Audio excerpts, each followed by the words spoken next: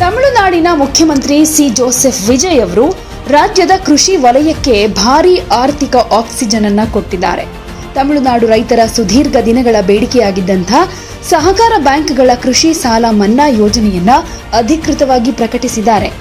ಹೆಚ್ಚಾಗ್ತಾ ಇರೋ ಕೃಷಿ ವೆಚ್ಚ, ಅನಿಶ್ಚಿತ ಹವಾಮಾನದಿಂದ ಸಾಲದ ಸುಳಿಗೆ ಸಿಕ್ಕಾಕೊಂಡಿರೋ ಲಕ್ಷಾಂತರ ರೈತರಿಗೆ ಈ ನಿರ್ಧಾರ ದೊಡ್ಡ ರಿಲೀಫ್ ಸಿಕ್ಕಾಗಿದೆ. ಮುಖ್ಯಮಂತ್ರಿಗಳ ಹೊಸ ನೀತಿ ಪ್ರಕಾರ ರಾಜ್ಯದ ಸಣ್ಣ ಮತ್ತು ಅತಿಸಣ್ಣ ರೈತರ 50,000 ರೂಪಾಯಿವರೆಗಿನ ಸಂಪೂರ್ಣ ಕೃಷಿ ಸಾಲವನ್ನ ಮನ್ನಾ ಮಾಡಲಾಗುತ್ತೆ.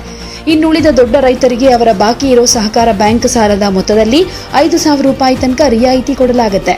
ಈ ಐತಿಹಾಸಿಕ ಯೋಜನೆಯಿಂದ ತಮಿಳುನಾಡಿನ ಸುಮಾರು 14.22 ಲಕ್ಷ ರೈತರಿಗೆ ನೇರ ಪ್ರಯೋಜನ ಆಗಲಿದ್ದು, ರಾಜ್ಯದ ಬೊಕ್ಕಸದಿಂದ ಬರೋಬ್ಬರಿ 2,044 ಕೋಟಿ ರೂಪಾಯಿಗಳನ್ನು ಇದಕ್ಕೆ ವಿನಿಯೋಗ ಮಾಡಲಾಗುತ್ತೆ ಅಂತ ಸಿಎಂ ವಿಜಯ್ ಸ್ಪಷ್ಟನೆ ಕೊಟ್ಟಿದ್ದಾರೆ.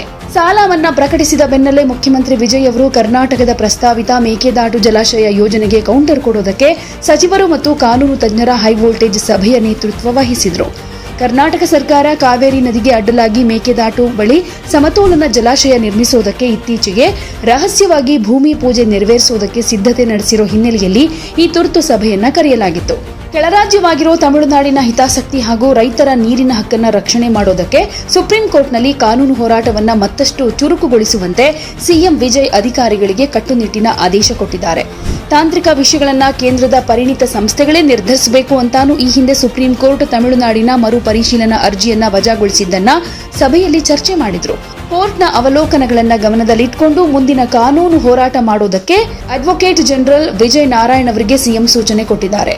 ಕುಡಿಯೋ ನೀರು ಮತ್ತು ವಿದ್ಯುತ್ ಉತ್ಪಾದನೆಗಾಗಿ ಮೇಕೆದಾಟು ಅಣೆಕಟ್ಟು ಕಟ್ಟಿಯೇ ತೀರ್ತೀವಿ ಅಂತ ಹೇಳ್ತಾ ಇರೋ ಕರ್ನಾಟಕದ ನಿಲುವಿಗೆ ಕೌಂಟರ್ ಕೊಡೋದಕ್ಕೆ ತಮಿಳುನಾಡಿನ ನೂತನ ಸಿಎಂ ವಿಜಯ್ ಸರ್ಕಾರ ಈಗ ಕಾನೂನು ಅಸ್ತ್ರವನ್ನ ಹರಿತಗೊಳಿಸ್ತಾ ಇರೋದು ಕಾವೇರಿ ಕೊಳ್ಳದಲ್ಲಿ ಮತ್ತೊಂದು ರಾಜಕೀಯ ಸಂಘರ್ಷಕ್ಕೆ ನಾಂದಿ ಹಾಡಬಹುದು ಅಂತಾನೆ ಹೇಳಲಾಗ್ತಾ ಇದೆ. ಒಟ್ನಲ್ಲಿ ಅಧಿಕಾರಕ್ಕೆ ಬಂದಾಗ್ಲಿಂದ ವಿಜಯ್ ಒಂದಷ್ಟು ಕಟ್ಟುನಿಟ್ಟಿನ ಆದೇಶಗಳನ್ನ ಮಾಡ್ತಾ ಇದ್ದಾರೆ. ಅದನ್ನ ಜಾರಿಗೆ ತರೋ ಪ್ರಯತ್ನದಲ್ಲೂ ಕೂಡ ಇದ್ದಾರೆ. ಇದರಿಂದ ಒಂದ್ ರೀತಿ ತಮಿಳುನಾಡಿನ ಜನರಿಗೆ ಬಹಳಷ್ಟು ಖುಷಿಯಾಗಿದೆ. ಒಂದ್ ಕಡೆ ರೈತರ ಸಾಲ ಮನ್ನಾ ಮಾಡಿದ್ದಾರೆ, ರೈತರಿಗೆ ನೆರವಾಗುವಂತ ಯೋಜನೆಗಳನ್ನ ಜಾರಿಗೊಳಿಸೋ ಪ್ರಯತ್ನದಲ್ಲಿದ್ದಾರೆ. ತಮ್ಮ ಹೊಸ ನೀತಿಗಳ ಮೂಲಕ ತಮಿಳುನಾಡಿನ ಜನರ ವಿಶ್ವಾಸವನ್ನ ಮತ್ತೆ ಗಳಿಸ್ತಾ ಇದ್ದಾರೆ ಸಿಎಂ ವಿಜಯ್.